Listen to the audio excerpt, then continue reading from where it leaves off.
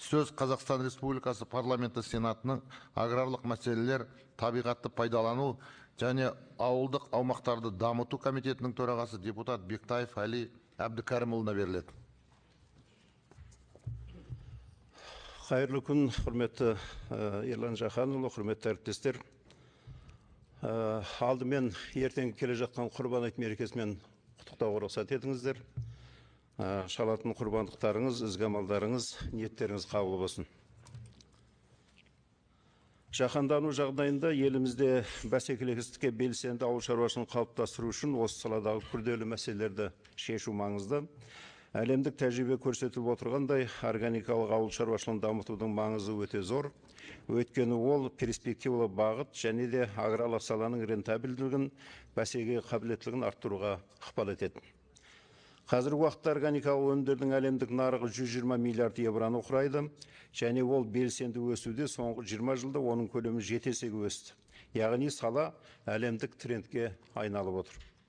Халықаралық ұйымдардың бағалауы бойынша органикалық өнім экспорты бойынша Қазақстан 123 елдің ішінде 9-шы орында, органикалық бидай экспорттаушы елдер арасында 4-ші орында, Евроодаққа органикалық майлы зығыр тұқымын экспорттау бойынша 6-шы орынды алады. Өздеріңізге белгілі 2015 жылы органикалық өнімдерді өндіру туралы заң қабылданған болатын. Алайда бұл заң сала мамандары мен эксперттарының пікірі бойынша отандық органикалық өнім өндірушілердің заңды мүдделерін толық қорғай алмай отыр, және де органикалық өндірісті жүргізудің халықаралық тәжірибесіне сай келе бермейді. Осыған байланысты 7-ші шақырылымның парламент депутаттары бастамасыменен органикалық өнім өндіру және оның айналымы туралы, Қазақстан Республикасының заңнамалық актілеріне органикалық өнім өндіру және оның айналымы мәселелері бойынша өзгерістер мен толықтырулар енгізу туралы, және Қазақстан Республикасының әкімшілік құқық бұзушылық туралы кодексіне толықтырулар енгізу туралы Қазақстан Республикасы заңдарының жобаларын әзірледі. Заң жобаларының негізгі мақсаты органикалық өнім өндіру саласындағы заңнаманы жетілдіру болып табылады. Заң жобалары бойынша жаңашыл нормаларына келетін болсақ, олар келесі мәселелерді қамтып отыр. Органикалық өнім өндіру және оның айналымы туралы заң бойынша. Бірінші, өздеріңіз байқап отырғандай, заң жобасы органикалық өнім өндіру мәселелерін ғана емес, олардың өнім айналымы мәселелерін де реттейді. Екінші, органикалық өнімнің табиғаты мен қасиеттеріне қатысты тұжырымдамалы ұғымдар жетілдірілді. Яғни органикалық өнім айналымы, органикалық өнімді есепке алу және қадағалау жүйесі, органикалық өнімді таңбалау, тағы сол сияқты ұғымдар енгізіліп отыр. Үшіншіден, өнімді емес органикалық өнімді өндіру процесін сертификаттау ұсынылады. Бұл тәсіл өндіріс процестерін нақтылайды және халықаралық тәжірибеге сәйкес келеді. Төртіншіден, органикалық өндірісті сертификаттау әлемдегі жетекші өндірушілер мен экспорттаушылар тәжірибесіне орай сату нарығының сұраныстары мен қалауына байланысты жүзеге асырылады. Бесіншіден, органикалық өнім өндірушілердің топтық сертификаттаудан өту мүмкіндігі қарастырылуда.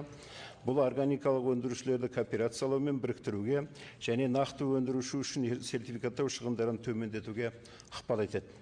Алтыншыдан, тың және тыңайған жерлер өтпелі конверсиялық кезеңсіз органикалық өсімдік шаруашылық айналымына енгізілетін болады. Қолданыстағы заңнама бойынша конверсиялық кезең кем дегенде 1 жылды құрайды және ол барлық жерлерге таратылады. Жетіншіден, органикалық егіншілікте пайдалануға жарамды тұқымдар, органикалық аквакультура, балық, ауыл шаруашылық жануарлары мен органикалық өндіріске рұқсат етілген, оның ішінде Еуропалық комиссиямен келісілген тыңайтқыштар тізімдері бекітіледі. Бұл норма органикалық тұқымдарды, жануарларды, технологияларды, әдістерді, органикалық өндіріс құралдары мен тәжірибелерін іздеуге байланысты көптеген өндірістік мәселелерді шешуге бағытталып отырғанын атап өткен жөн. Сонымен қатар заң жобасымен органикалық өнімдердің сапасын бағалауға, Қазақстанға импортталатын органикалық өнімді жеткізуге, таңбалауға және өткізуге сала бойынша мемлекеттік органдардың құзыреттеріне қатысты біршама өзгерістер енгізілді. Осы заң жобасын жасақтау барысында қолданыстағы 18 баптан тұратын органикалық өнім туралы заңның 12-сіне өзгерістер мен толықтырулар енгізілді. Бұдан басқа жаңа 6 бап пайда болды. Осы себепті оның жаңа редакциясы әзірленіп отыр. Негізгі заң жобасына ілеспе болып саналатын екінші заң жобасы бойынша экологиялық кодекстегі органикалық өнім өндіру туралы заңына сілтеме, органикалық өнім өндіру және оның айналымы туралы деп өзгертіліп отыр. Осындай түзету агроөнеркәсіптік кешенді және ауылдық аумақтарды дамытуды мемлекеттік реттеу туралы заңына да енгізілді. Бұдан басқа осы заңға органикалық товар өндірісінің басқару жүйесін субсидиялау бойынша өзгерістер енгізіліп отыр. Үшінші заң жобасы бойынша әкімшілік құқық бұзушылық туралы кодексіне енгізілген толықтырулар органикалық өнім өндіру саласындағы заңнаманы бұзуға қатысты жауапкершілікті органикалық айналымы саласына тарату ұсынылады.